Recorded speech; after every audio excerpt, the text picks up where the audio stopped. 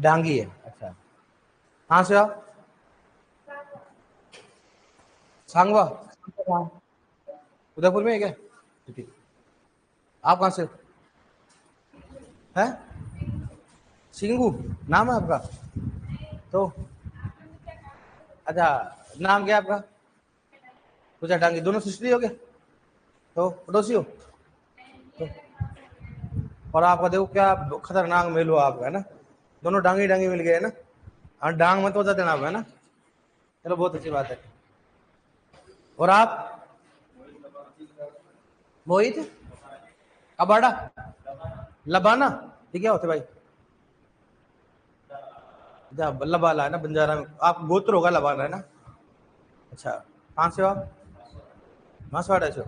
चलो बढ़िया, बैठो। 12th कब पास की थी? इसी साल की है? आपने कब की? इसी साल की है? मतलब आप नौकरी नहीं छोड़ोगे, मतलब है खतरनाक आदमी। मतलब आप डायरेक्टली नौकरी लेना चाहते हो, पढ़ाई करना पड़ेगा उसके लिए। कर लोगे ना? कर लोगे ना? बढ़िया। क्योंकि देखो, ये याद रखना कि पहले बच्चों ने भी तैयारी कर रखी है, उनसे पहले बच्चों ने भी तैयारी कर रखी है। इसका मतलब तैयारी तो बहुत की है, लेकिन अगर अपने को आगे बढ़ना है तो अपने कुछ अलग करना पड़ेगा। इसके लिए क्या करना पड़ेगा? अपने को अच्छी मेहनत करनी पड़ेगी, समझ गए ना? उसके लिए क्या करना पड़ेगा? अब अपने को ऐसा नहीं भाई वो लोग कह रहे हैं हाँ 2 घंटे, ऐसे नहीं। अपने को वो हालत है भाई, अपने को जो 0.5 से नहीं रहना अपने को। भाई लोग जो रहते हैं 0.5 एक नंबर से रहते हैं, उनकी तैयारी होती है, तो अपने को वो नहीं करना है। अपने को फर्स्ट टाइम में निकालना और बढ़िया तरीके से निकालना है, इसलिए पढ़ना पड़ेगा आपको। बुक मिल गई आपको? अपने को एडिटेड नोट लिखने अपने को, ठीक है? अब बताओ अपन क्या पढ़े थे लास्ट में? खनिजीकरण। क्या पढ़े थे अपन? खनिजीकरण।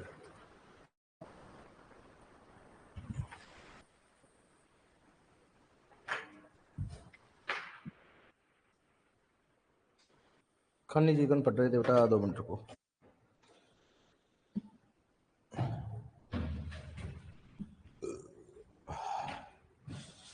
खनिजीकरण,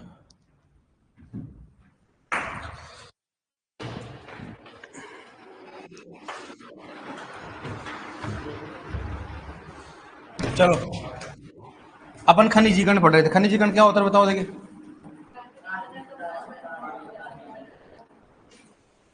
खनिजीकरण है ना। अब अपन ने ये स्टार्ट किया नया टॉपिक, नए स्टूडेंट ध्यान रखना। खनिजीकरण स्टार्ट कर रखा है, और उन खनिजीकरण में क्या पढ़ा अपन ने? क्या होता है बताओ?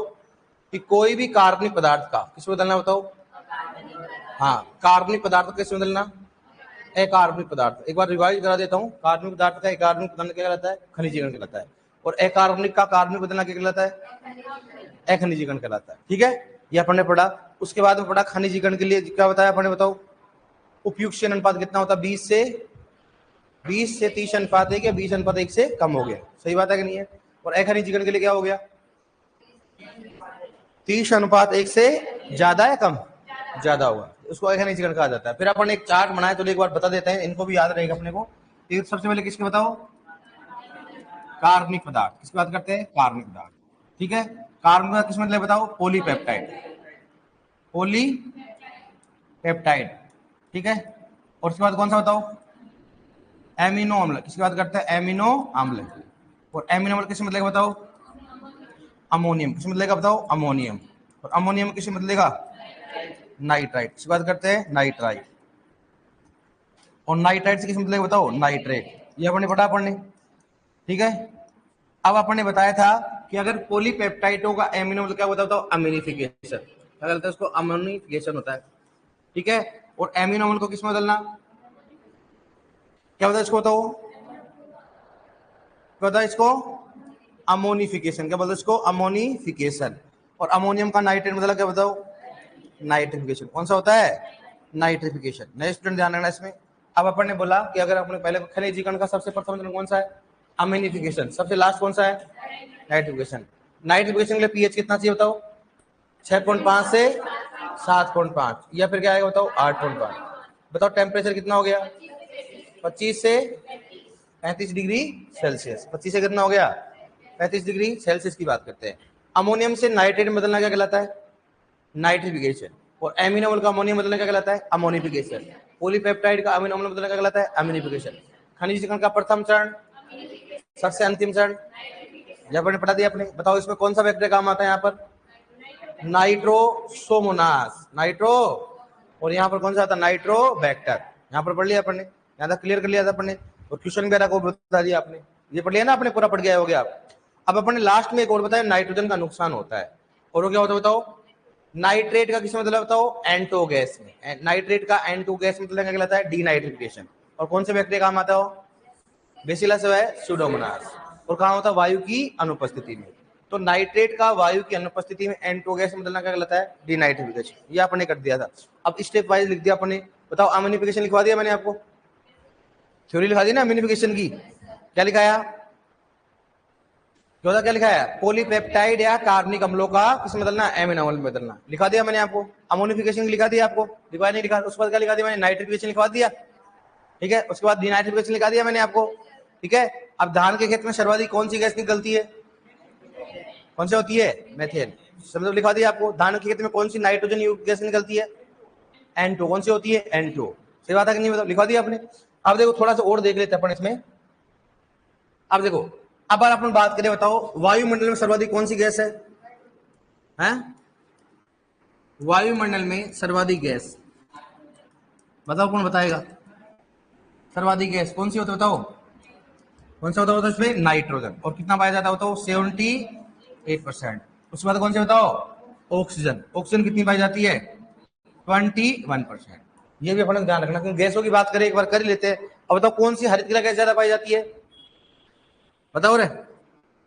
वायुमंडल में सर्वाधिक गैस, सर्वाधिक हरित गृह गैस, हरित गृह गैस बताओ कौन सी होती है? कौन सी होती है बताओ? CO2। उसके बाद कौन सी होती है? CH4। उसके बाद कौन सी होती है? CFC। उसके बाद कौन सी बताओ? N2। कौन सी होती है? N2। तो यहाँ पर कौन से बताओ कौन से होते हैं? CFC और कौन सा हो गया? N2। अगर पूछे कि वायुमंडल में सर्वाधिक गैस कौन सी होती है? नाइट्रोजन। वायुमंडल में कौन सी हरित गृह गैस पाई जाती है? CO2। धान के खेत में कौन सी गैस निकलती है सर्वाधिक? मीथेन। कौन सी नाइट्रोजन युक्त गैस निकलती है? N2। अब मैं पूछो बताओ कि मृदा वायु में कौन बताएगा? देखा आप, मृदा वायु में सर्वाधिक बताओ कौन पाया जाता है? मृदा वायु बताओ, देखा मृदा वायु में सर्वाधिक गैस, सर्वाधिक गैस बताओ कौन सी पाई जाती है? किस किस में दिमाग है दिमाग थोड़ा बहुत? अब हाथ खड़े करना भाई, ऐसे नहीं बताएंगे आपको, ठीक है? हाथ खड़े करना, ठीक है? ऐसे नहीं बताना अपने को। और है ना, किसी को देख के हाथ खड़ा भी नहीं करना है, क्योंकि दुनिया में है ना गलत भी खूब होते, सही भी कौन है। अब मैं ऑप्शन दे रहा हूँ, ऑक्सीजन, नाइट्रोजन, CO2 और N2। मृदा में सर्वाधिक गैस कौन सी पाई जाती है? ये डी ऑप्शन है आपके पास। अब ए वाले खड़े कर लो हाथ, ए, ठीक है। बी वाले, डी वाले, सी वाले, डी वाले, ई वाले, आप कौन सी है? हाथ खड़े करने के बारात में आए हो क्या? इधर हाथ खड़ा किया करो, मेरे को मालूम चले आपका दिमाग कितना काम करता है। उस हिसाब से अपन बात करेंगे ना भाई। भाई तुम्हारी कमी है, उसी को तो मैं देखूंगा ना। जैसे मान लो तुम्हारा लेवल देखूंगा मैं, कहाँ कहाँ गलती कर रहे हैं, इनको क्या नहीं आता है, फिर मैं देखूंगा आपको बेसिक चीजें नहीं यार, तो मैं लिखवाऊंगा ना भाई। मैं अपना उद्देश्य है कि जो जीरो बजाता है जीरो, वो भी क्या करना चाहिए?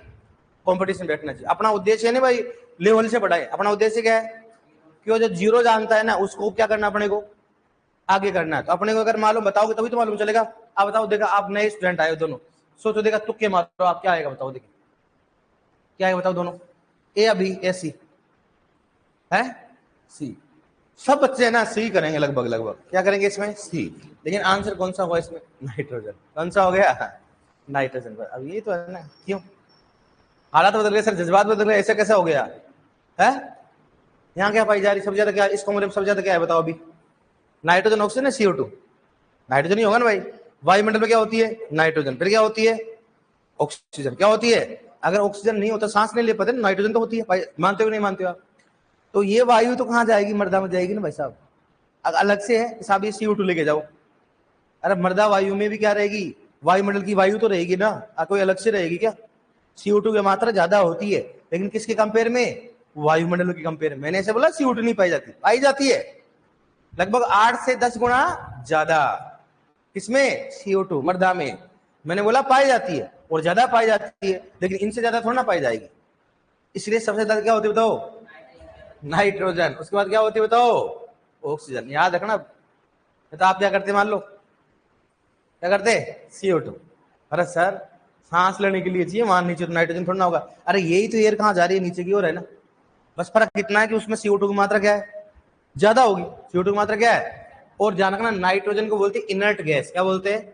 जिनको कभी क्या होता है, नष्ट नहीं कर सकते, नहीं किसी को बदला दे सकता। मतलब ऐसे कैसे रहती है, ऐसे कैसे रहती है।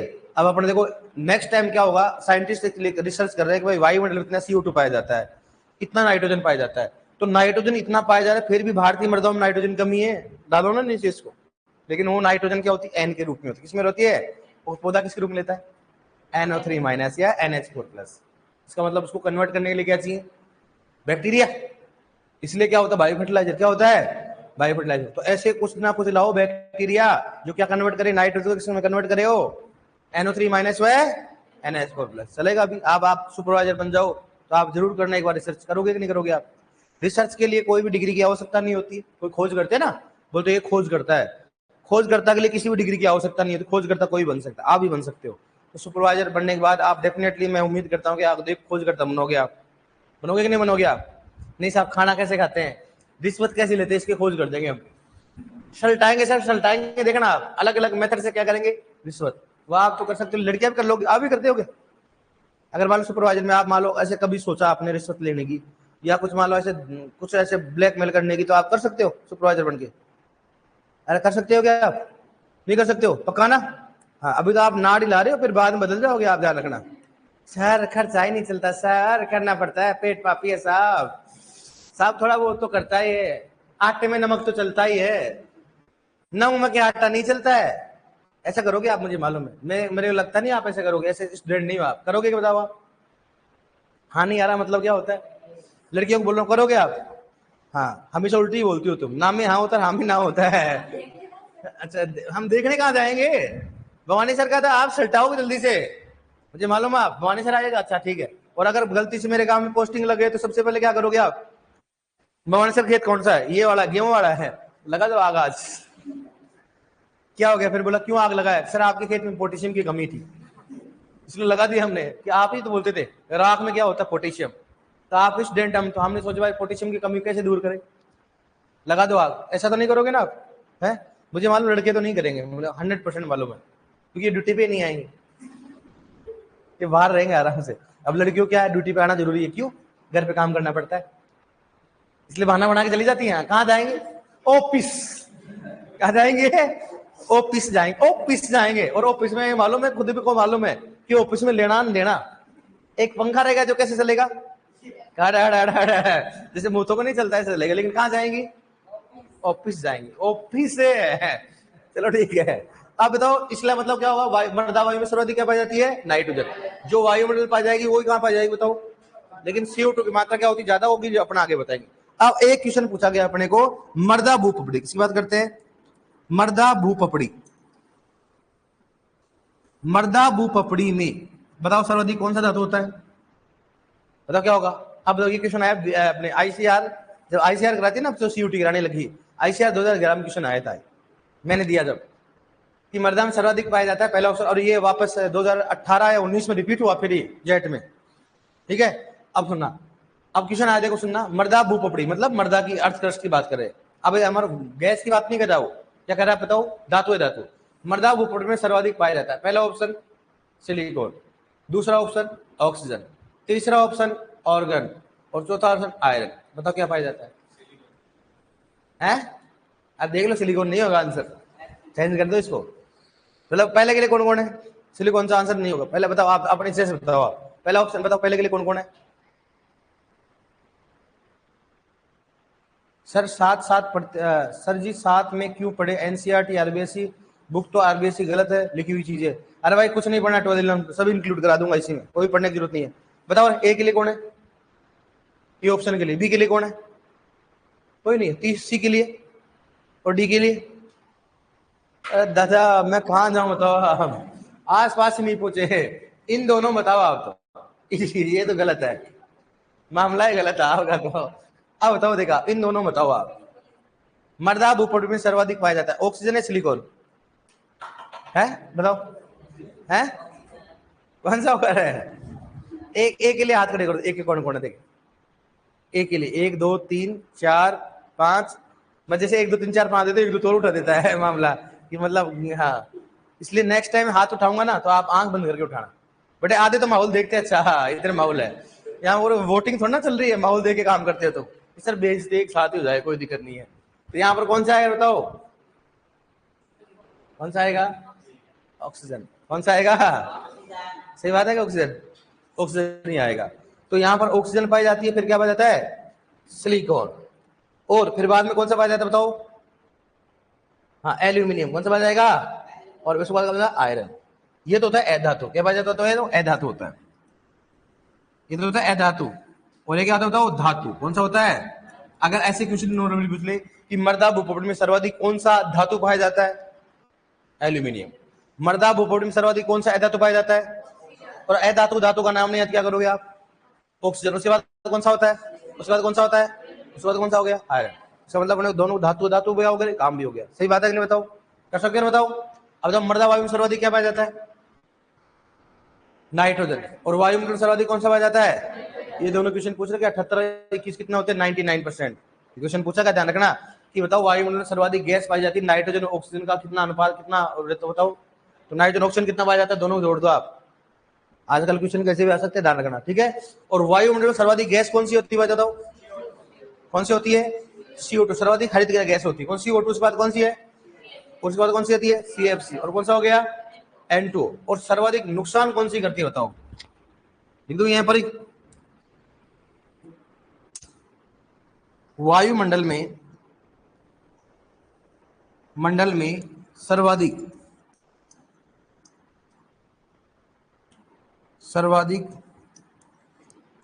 नुकसान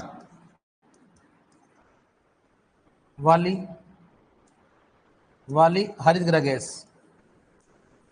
हरित गृह गैस बताओ कौन सी है? कौन सा वगैरह? CFC। उसके बाद कौन सी होती है? N2। उसके बाद कौन सी होती बताओ? CH4। और उसके बाद कौन सी बताओ? CO2। इसका मतलब सबसे नुकसान कौन करती है? CFC। और सबसे कम नुकसान कौन सी करती है? और सबसे अधिक पाई जाती कौन सी? CO2। मतलब CO2 इतना लेवल ज्यादा बढ़ रहा है ना, तो भी इतना फर्क पड़ रहा है, देख लो आप। अभी फिलहाल में सबसे ज्यादा समस्या है जलवायु परिवर्तन की, इस कारण होती है CO2 के कारण। ये CO2 का कारण है। और अभी फिलहाल जो भी इंडस्ट्री होती है, फ्रीज वगैरह चलते हैं, एसी वगैरह चलते हैं, उसके कारण क्या निकल रहा है बताओ? अगर मान लो इतना CFC आने लग जाए, उस दिन क्या हो जाएंगे अपन?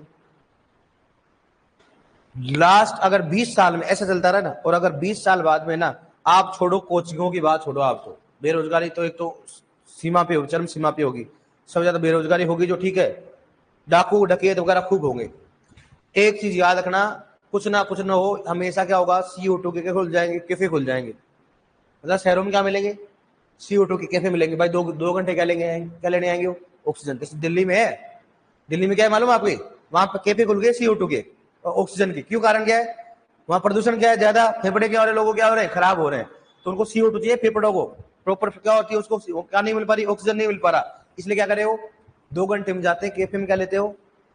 ऑक्सीजन लेके आते हैं, ताकि फेफड़े क्या रहे? सही रहे। ऐसे बोला गया है, मैं ध्यान नहीं है कि 10 सिगरेट पी लो चाहे दिल्ली में रह लो, दिल्ली का बराबर मामला है। उनके फेफड़ों में इतना ज्यादा क्या और धुआं जमा हो रहा है उनके, या उनके क्या CO2 की मात्रा क्या है? ज्यादा है। इतना ज्यादा समस्या है दिल्ली में, देख लो आप। अब इसलिए तो लोग है ना दिल्ली में नौकरी करना कम पसंद करते हैं। कारण क्या है? प्रदूषण ज्यादा हो रहा है। और ये प्रदूषण अगर 10 साल बाद में अपन नहीं संभले तो पूरे ऑल इंडिया में होगा, पूरा विश्व में होगा, और देख लो क्या हालत होगी। इसलिए जिंदगी में जल्दी से नौकरी लग जाओ, नहीं तो सिलेंडर उठाने पड़ेंगे फिर आपको। और पैसे होंगे तो लेके आ जाओगे, सही बात है कि नहीं? पैसे नहीं होंगे क्या हो गया? अब लड़कियों को मान लो अगर सिलेंडर उठाना हो 10 किलो का, उठा लोगे आप? अरे उठा लोगे क्या आप? नहीं उठा सकते हो ना, नहीं उठा, फिर क्या करोगे जिंदगी में? फिर आप किसानों के पास जाओगे, वहां बोरी उठाना पड़ेगा, कैसे उठाओगे फिर आप? है? फिर लेबर आएगी, लेबर प्लीज मैडम ने जो बोलोगे जो करना पड़ेगा वैसा। और सुपरवाइजर हमारे, अगर इनको लगता है ना 50 किलो कट्टा फ्री मिल रहा है, ऐसे दौड़ के भागे ना भाई साहब, लेके पार हो जाए। और ये तो खूब पार करेंगे सुपरवाइजर बनने के बाद, देखना। क्योंकि कई सारे ब्लैकमेल करेंगे, जैसे यूरिया कट्टे आएंगे, बीज आएगा, आएगा कि नहीं आएगा, पहले पार्सल कर देंगे। इनको सबको मालूम है, पीछे सोच रहे होंगे कि 2 नंबर का कैसा करना है। तो ये तो दो दो मतलब 50-50 किलो कट्टों को लेके चले जाएंगे। आप क्या करोगे लड़कियां?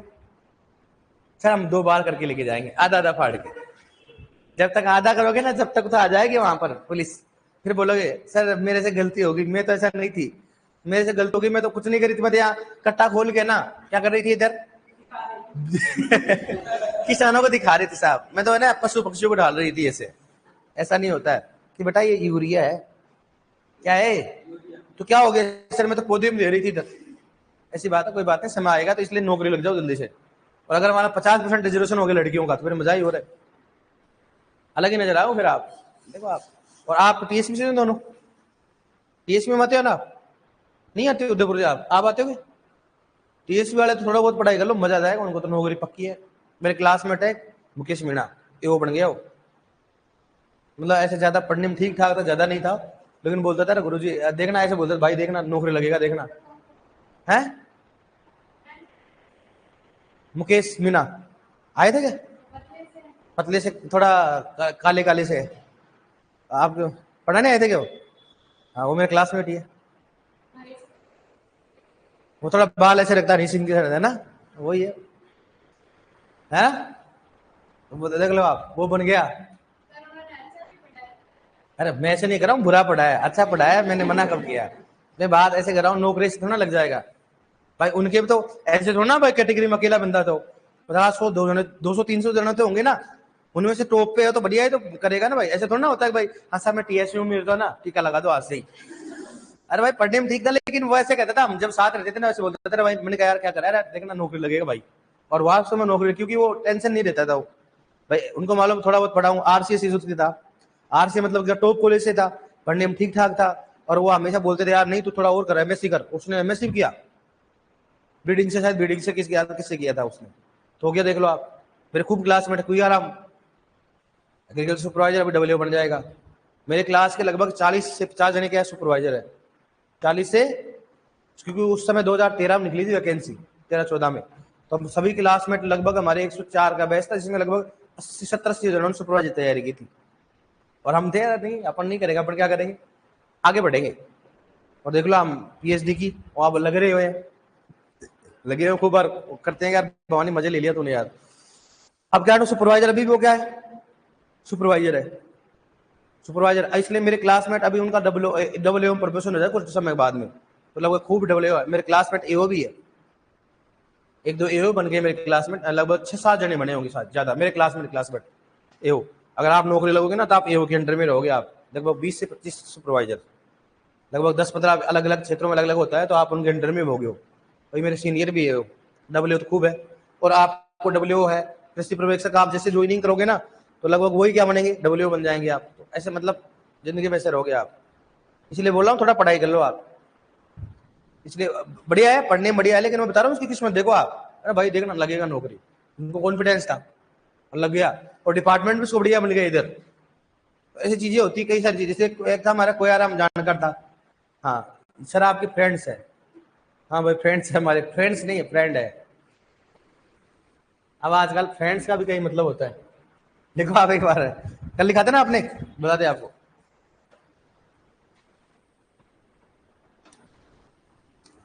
कल लिखा था ना आपने, लास्ट लाइन क्या लिखा था कल अपन ने, धान के खेत में सर्वाधिक कौन सी, हाँ धान के खेत में सर्वाधिक गैस कौन सी निकलती है, मिथेन। और धान के खेत में सर्वाधिक पानी का नुकसान किसके रूप में होता है, परकोलेशन, ये लिखा है लास्ट लाइन अपन ने, कि धान के खेत में सर्वाधिक पानी का नुकसान किसके रूप में होता है, परकोलेशन। अब उसके नीचे लिख लो आप ऐसे कैसे।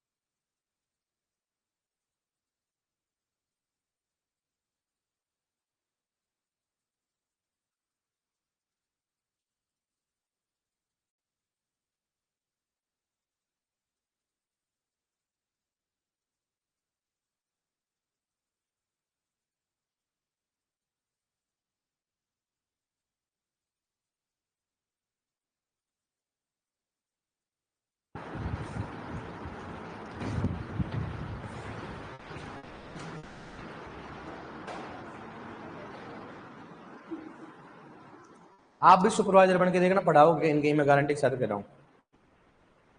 बढ़िया पढ़ोगे ना आप सब्जेक्ट को अच्छे से, तो आप भी कोई स्कूल पकड़ लेना या कोई कोचिंग पकड़ लेना, तो स्कूल पकड़ लेना आराम से, ठीक ठाक पैसे मिल जाते, आराम से बढ़िया मेहनत करो अगर, और जनता को बताओ फ्री सेवा दे रहे हैं, और पीछे से आराम से लो फिर।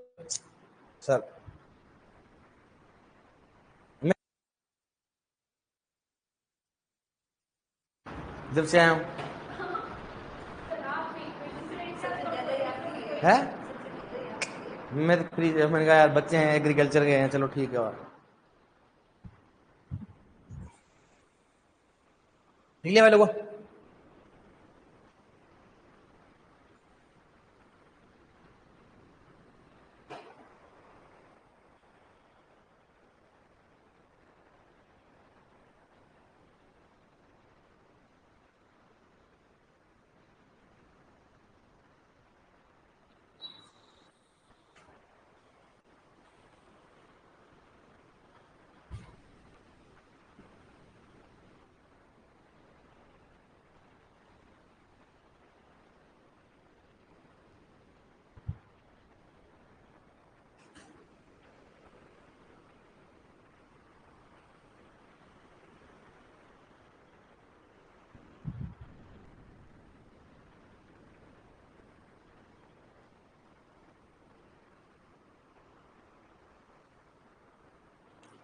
लिख लिया, लिखो लिखो।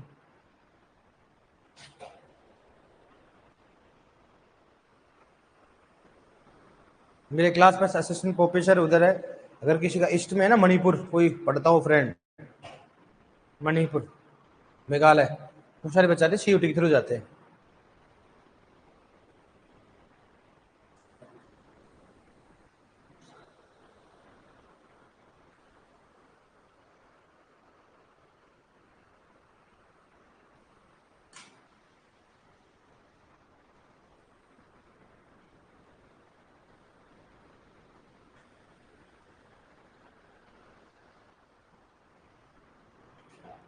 CFC N2 और कौन सी S4 कौन सा हो गया COT।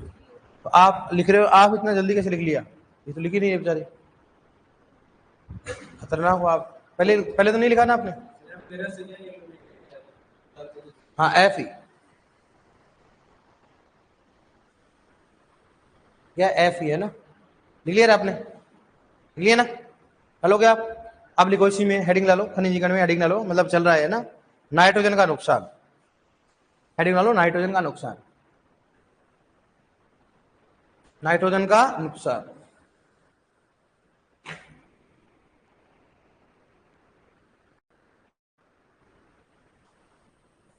नाइट्रोजन का नुकसान देखो इधर, अब देखो अपन इसलिए नाइट्रोजन का नुकसान पढ़ रहे हैं क्योंकि अपन एक बार पढ़ चुका है डिनाइट्रिफिकेशन भी क्या होता है, नाइट्रोजन का नुकसान। तो पहले किसके रूप में बताओ, कौन सा वगैरह है, डिनाइट्रिफिकेशन, डिनाइट्रिफिकेशन क्या होता है बताओ, डिनाइट्रिफिकेशन क्या होता है, क्या होता है, पढ़ लिया मैंने, पढ़ाया आपको, क्या होता है, नाइट्रेट का N2 गैस में बदलना, किसकी उपस्थिति में, अनुपस्थिति में, वायु की अनुपस्थिति में। बताओ इसमें किसके रूप में होता है नाइट्रोजन का नुकसान, N2 गैस किसके रूप में होता है, और ये कब होता है बताओ, वायु की अनुपस्थिति। तो वायु का मतलब जल भरने पर या जलमग्न क्षेत्रों में होता है। दूसरा कौन सा बताओ, कौन सा, वोलेटिलाइजेशन, किसकी बात करते हैं, वोलेटिलाइजेशन, बताओ वोलेटिलाइजेशन, इसको बोलते हैं वाष्पीकरण, क्या होता है बताओ, वाष्पीकरण होता है। अब सुनना, वोलेटिलाइजेशन क्या होता है, मतलब इसमें तो क्या हो, इसमें भी गैस होता है, और इसमें क्या होगा गैस, इसमें नाइट्रोजन का नुकसान किसके रूप में बताओ, NH3 गैस के रूप में, किसके रूप में बताओ, NH3 गैस के रूप में। लेकिन ये कब होती, सुनना, अगर मृदा का pH क्या हो, ज्यादा, या फिर तापमान क्या हो, ज्यादा, तापमान बढ़ने के साथ में नाइट्रोजन का नुकसान किसके रूप में होगा बताओ, अमोनिया के रूप, किसके रूप में होगा, अमोनिया। या फिर अगर मान लो मृदा का pH बढ़ जाता है तो नाइट्रोजन का नुकसान किसके रूप में होगा, अमोनिया। पहला क्वेश्चन बनेगा, वोलेटिलाइजेशन में नाइट्रोजन का नुकसान किस गैस के रूप में होता है।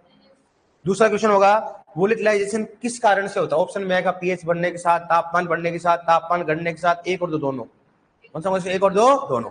अब इसको नियंत्रण करने के लिए क्या देना पड़ेगा वहां पर बताओ, जिप्सम, क्या देना पड़ेगा, जिप्सम व SSP, जिप्सम व SSP, मतलब जिप्सम व SSP का काम क्या होता है, वोलेटिलाइजेशन को क्या करना, कम करना। सर ऐसा क्यों, देखो अगर pH बढ़ जाता है तो पीएच बढ़ेगा तो क्या होगा, जिप्सम का उपयोग करेंगे। सिंपल सी बात है भाई, अपने खुद जानते हैं कि अगर क्षारीय मृदा को सुधारना हो तो किसका उपयोग करते बताओ, जिप्सम का काम क्या होता है, पीएच को क्या करना, कम करना। इसलिए अगर मान लो वोलेटिलाइजेशन के कारण नुकसान हो रहा है नाइट्रोजन का, तो वहां पर किसका उपयोग करेंगे, जिप्सम। लेकिन अगर जैविक खेती करनी है फिर क्या करेंगे बताओ, तो वहां पर किसका उपयोग करेंगे, ओनली जिप्सम का। वहां पर एसएसपी का उपयोग नहीं करेंगे, क्योंकि हमेशा जैविक खेती में किसका उपयोग नहीं करते, कोई भी रासायनिक पदार्थ का उपयोग नहीं करते। हमेशा वहां पर किसका उपयोग करते बताओ, खाद। किसका उपयोग करेंगे, खाद। उर्वरक का उपयोग नहीं किया जाता है। समझ में आ गया ना आपको।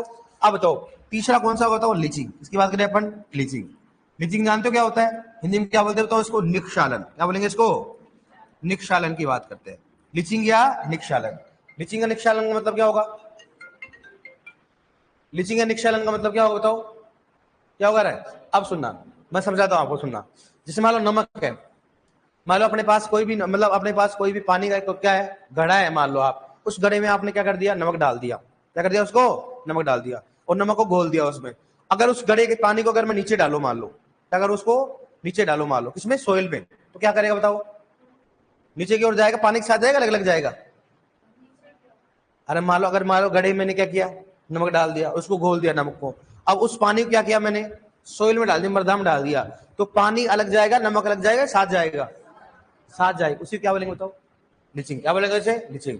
कोई भी घुलनशील लवण या पोषक तत्व, कोई भी घुलनशील लवण या पोषक तत्व क्या होना, जल के साथ मिलकर के जड़ क्षेत्र से नीचे जाना। अब अपने एग्रीकल्चर वाले, नीचे कहां जाना भाई साहब, तो कहां जाना हो, जड़ क्षेत्र से नीचे। भाई अपने पौधे से मतलब होता है, उसको मतलब जड़ क्षेत्र से नीचे। परिभाषा क्या होगी बताओ, कोई भी घुलनशील लवण या पोषक तत्व जल के साथ मिलकर के, साथ मिल गया घुलनशील हो गया, जल के साथ मिलकर के कहां जाना, जड़ क्षेत्र से नीचे जाना। क्या कहलाता बताओ, लीचिंग। इसमें मुख्यतः किसका नुकसान होगा बताओ, नाइट्रोजन। किसका होता है, और नाइट्रोजन मुख्यतः किसका बताओ, नाइट्रेट। क्योंकि सबसे अधिक घुलनशील कौन सा होता है, नाइट्रेट ही होता है। कौन सा होता है, नाइट्रेट। आप देखो यूरिया, यूरिया में क्या होता है, नाइट्रोजन होता है ना। एक तो यूरिया होता है, बोल दो आप, भूल जाता कि नहीं भूल जाता बताओ आप, क्योंकि उसमें क्या होता है बताओ, नाइट्रोजन होता है। सही बात है कि नहीं बताओ। एमओपी, एमओपी जानते हो ना, एमओपी। आप एमओपी जो ना, muriate of potash, KCL, KCL को घोड़ो नहीं घुलेगा वो, क्योंकि वो जल में घुलनशील नहीं है। वो जल में घुलनशील कौन है बताओ, नाइट्रोजन है। और क्या बताओ, NO3-, स्पेशली कौन सा होता है, NO3-। तो नाइट्रेट मतलब घुलनशील, क्या अधिक अधिक घुलनशील होने के कारण क्या होगा बताओ, नीचे की ओर चला जाएगा। समझ में आया कि नहीं बताओ। बताओ नाइट्रोजन का नुकसान किसके रूप में होता है बताओ, पहला, दूसरा, तीसरा। इनमें से किस विधि में अगर बात करें बताओ, सूक्ष्म जीवों की तरह संपन्न होती है, एक, दो या तीन, एक। कौन सा होता है, बताने मैंने आप, कौन सा बताओ, बेसिलस व स्यूडोमोनास। बेसिलस व, ये हो रहा है क्या, नहीं हो रहा, ये हो रहा है क्या, नहीं हो रहा। बताओ वोलेटिलाइजेशन का कारण क्या है, कारण क्या है, अधिक पीएच व अधिक तापमान। वोलेटिलाइजेशन में किस गैस का नुकसान होता है, डिनाइट्रिफिकेशन में किस गैस का नुकसान होता है, लीचिंग में मुख्यतः किस पोषक तत्व का नुकसान होता है, नाइट्रोजन में कौन सा होता है बताओ, वोलेटिलाइजेशन के नियंत्रण के लिए दिया जाता है। जिप्सम नहीं हो तो क्या करेंगे, अब बताओ आप, समझ में नहीं है। पहला क्वेश्चन होगा नाइट्रोजन का नुकसान किस विधि के द्वारा होता है, पहला कौन सा हो गया, डिनाइट्रिफिकेशन, दूसरा वोलेटिलाइजेशन, तीसरा कौन सा हो गया, लीचिंग। अगर मुझे बताओ डिनाइट्रिफिकेशन में मुख्यतः नाइट्रोजन का नुकसान किस गैस के रूप में होता है, N2। बताओ वोलेटिलाइजेशन किसका होगा, NH3। कौन सा हो गया, NH3। मैं बोलूंगा लीचिंग में कौन से पोषक तत्व का नुकसान होगा, कौन सा हो गया, नाइट्रोजन। नाइट्रोजन कौन सा हो गया, वोलेटिलाइजेशन में कौन सी गैस का नुकसान होता है, NH3। कौन सा होता है, इसका नियंत्रण किया जाता है, जिप्सम व SSB। कारण क्या होता है, अधिक पीएच व अधिक तापमान। कुछ समझ में कर दोगे आप, लिखो इसमें नाइट्रोजन का नुकसान लिखो, इसमें सबसे पहले लिखो इसमें डीनाइट्रिफिकेशन, लिखो डीनाइट्रिफिकेशन। पेपर हुआ तो नहीं ना आपका, पेपर नहीं हुआ था ना, देखो डीनाइट्रिफिकेशन, डीनाइट्रिफिकेशन लिखो, लिखो इसमें नाइट्रोजन का नुकसान, डीनाइट्रिफिकेशन लिखो, इसमें नाइट्रोजन का नुकसान N2O गैस के रूप में होता है। इसमें नाइट्रोजन का नुकसान N2O गैस के रूप में होता है, N2O गैस के रूप में होता है, के रूप में होता है।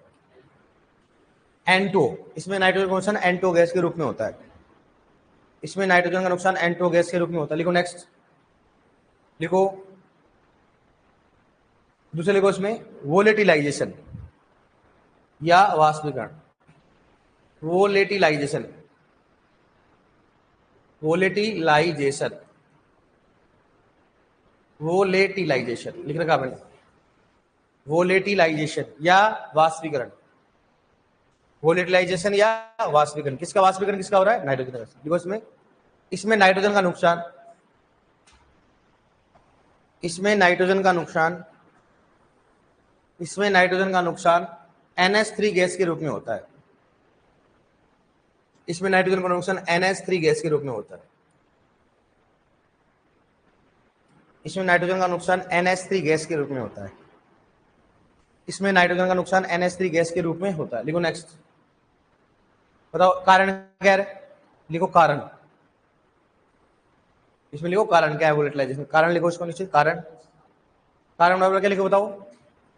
अरे वोलेटिलाइजेशन में नाइट्रोजन का NH3 गैस के रूप, अभी लिखो कारण लिखो इसको नीचे, है ना, समझ गए ना कारण? बताओ अधिक पीएच, क्या लिखोगे? अधिक पीएच, और ब्रैकेट में क्या लिखो बताओ? क्षारीय।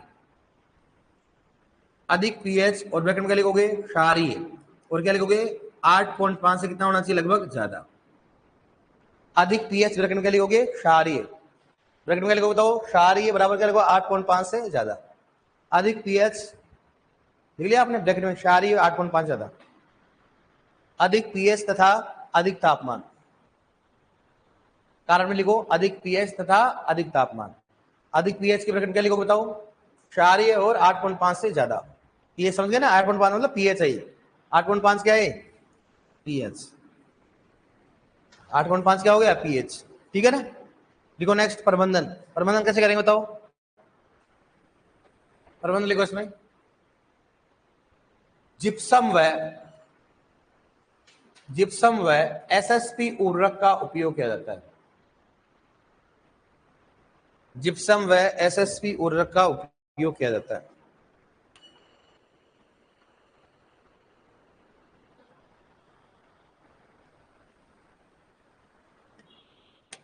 जिप्सम व एसएसपी उर्वरक का उपयोग किया जाता है। नोट डालो।